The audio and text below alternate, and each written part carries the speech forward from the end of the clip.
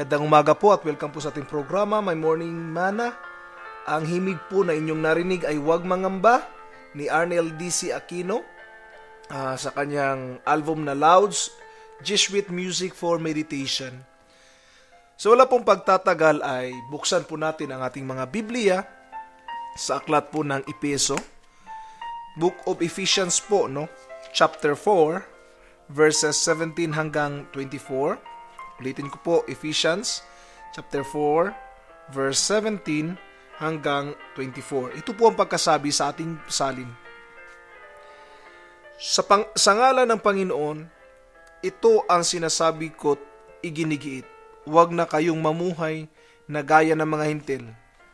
Walang kabuluhan ang kanilang iniisip at wala silang pag-unawa.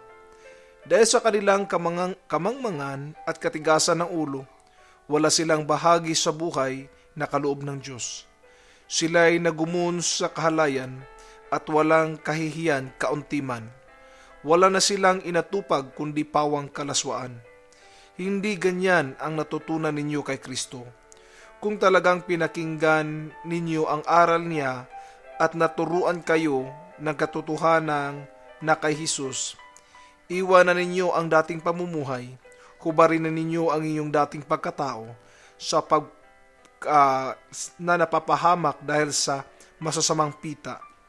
Magbago na kayo ng diwa at pag-ibig, at ang dapat makita sa inyo'y ang bagong pagkatao na nilikhang kalarawan ng Diyos, kalarawan ng kanyang katuwiran at kabanalan. Sa umagang ito ay pag-uusapan po natin ang put off the old man.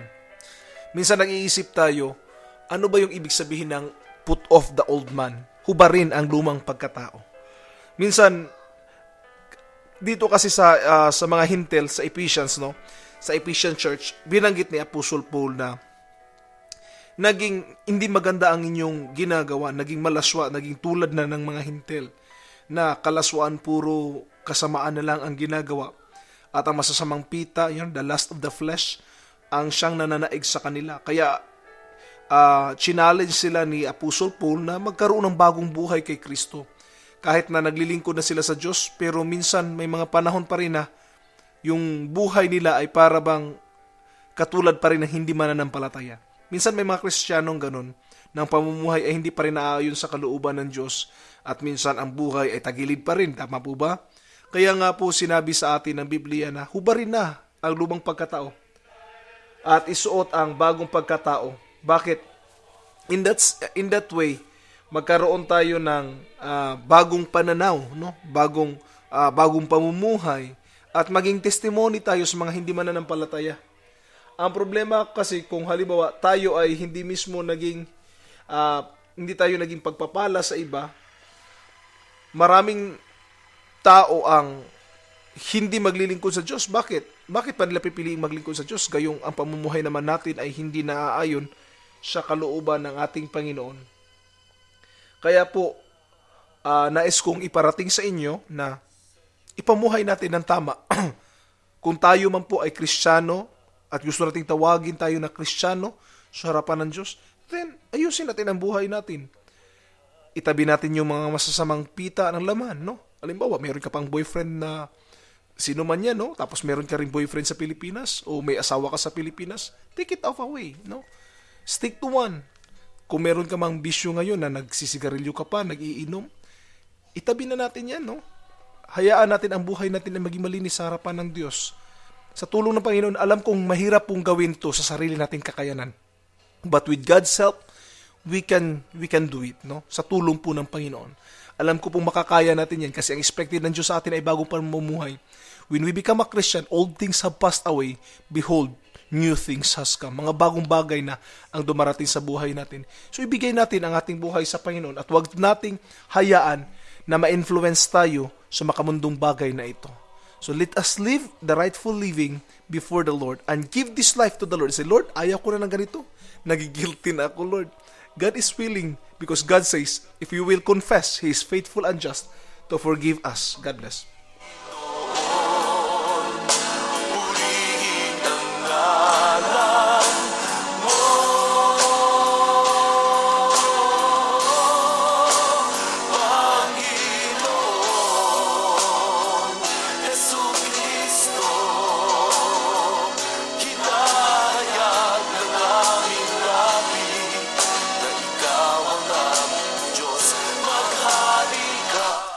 Minsan pa pong nagbabalik ang inyong lingkod, Pastor OJ. Ang inyo pong narinig na awitin is Magniningning ni Romel Guevara, no? Yung sa album nila na Diyos ng Pilipinas. Patuloy tayo mga kapatid sa ating pag-aaral. Putting the old man. Sinabi ko po dito, when we are called by God, we are told to put off the old man and put on the new man. Nung tayo tinawag ng Diyos, inutusan tayo o sinabihan tayo na tanggalin na ang lumang pagkatao at isuot ang bagong pagkatao. Ibig sabihin, hindi pwede pong magsuot ng bagong damit kung meron pa tayong dinadamit. Tama po ba? So kailangang hubarin ang lumang damit para makapagsuot ng bagong damit. Kasi anong mangyayari kung nandyan pa rin yung lumang damit at magsusuot ka ng bago? Hindi kaya-ayang tingnan, tama po ba? Ganun po ang mangyayari din sa isang Kristiyano na gustong magsuot kay Kristo pero hirap pa rin. Bakit? Paano papasok si Kristo Jesus sa buhay natin? Paano siya mamuhay sa puso natin kung ang kasamaan ang siyang namumuno sa buhay natin? At ang mga pita ng laman ay nandoon pa rin. Ito po, no? Putting on and putting off needs an effort. It doesn't automatically remove our clothes or remove or clothe on, no? Hindi basta-basta sinabi mong hubarin ang lumang pagkatao.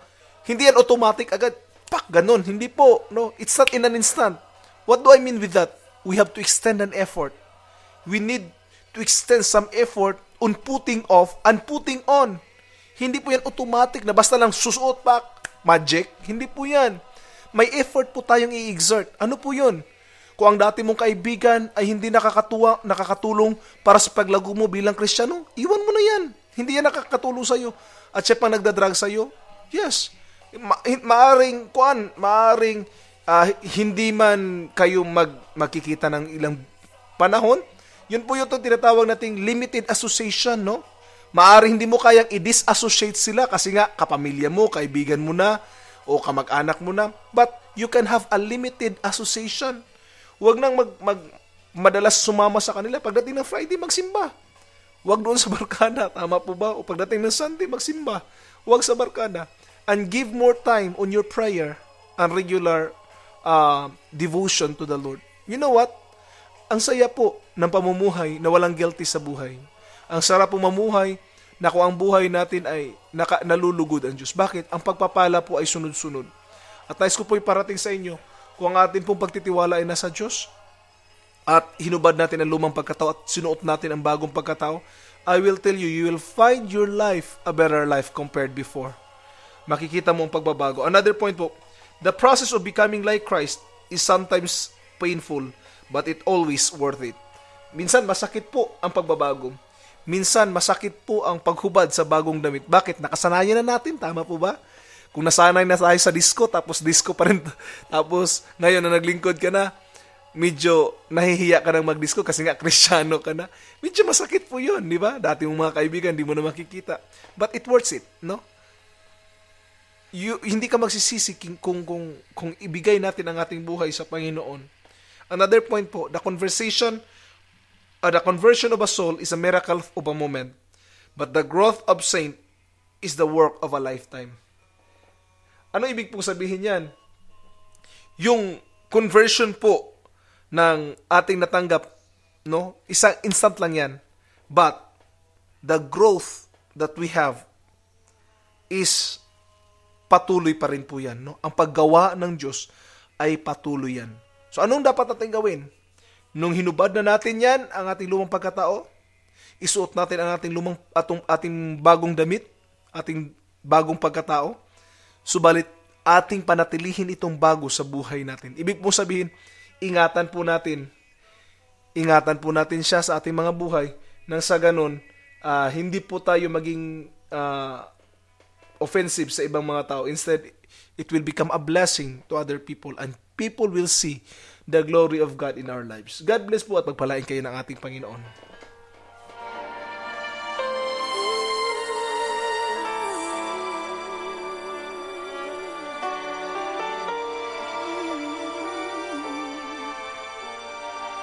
Jesus loves me, this I heard.